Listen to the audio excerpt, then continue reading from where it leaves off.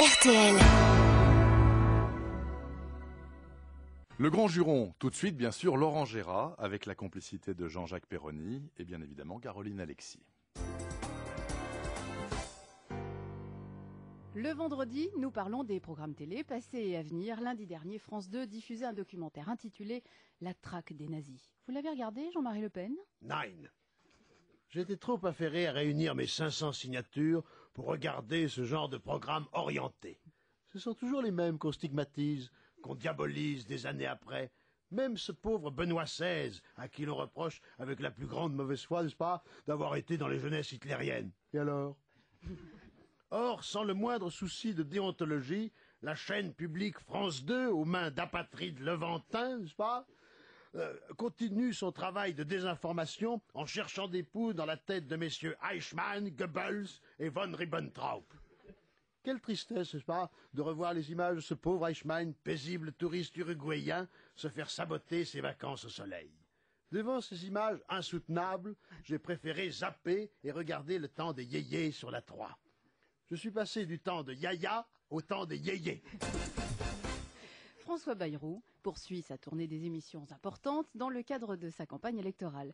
Cette semaine, on l'a vu dans Bon Appétit, bien sûr, présenté par le sémillant Joël Robuchon. Bonjour.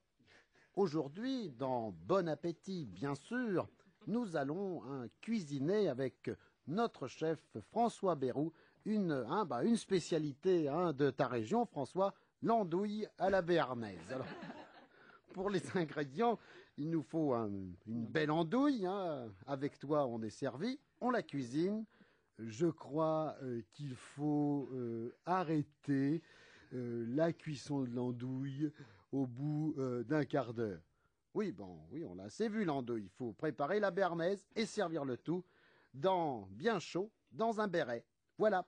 La semaine prochaine, nous cuisinerons une dinde au chabichou, plus communément appelée dinde à la royale. Et bon appétit, bien sûr. Samedi soir, le service public de Vaussou vous propose encore un documentaire ébouriffant, Métiers dangereux et spectaculaires. Michel Drucker, vous qui êtes un spécialiste, puisque vous êtes cascadeur de plateau et que vous présentez l'émission sur un pied, connaissez-vous d'autres métiers dangereux ? Il y en a plein. Rien qu'à la télé, tiens. Présentateur du journal de 13h de TF1. Tu te retrouves cocu en moins de 2 sans savoir combien ça te coûte. Mais présentatrice du Soir 3, c'est pas mieux ? Je citerai pas de nom pour pas faire de peine à ma nièce. Mais tu disparais vite fait de l'antenne si t'as eu des bontés pour le ministre des Dom-Tom. Mais des métiers dangereux, il n'y en a pas qu'à la télé. Tiens, demi-frère de Saddam Hussein, c'est pas du millefeuille. En moins de 2, tu te retrouves transformé en lustre, pendu au plafond du gourbi. Dans les métiers dangereux, on a aussi le pire. Premier secrétaire du Parti Socialiste. Dès qu'il dit un truc, sa bonne femme dit le contraire et il le fait passer pour un con. Samedi soir sur TF1 à 20h50, les Energy Music Awards 2007 en direct du Palais des Festivals de Cannes. Vous y serez, Jean-Claude Brialy ? Certainement pas. J'ai pas envie de voir ce temple du cinéma souillé, salopé, dégueulassé par des couineuses de banlieue et des brailleuses de prime time. La chanteuse Diams, la Dorothée du rap, dont les chansons sont aussi insignifiantes qu'un discours de Ségolène Royal.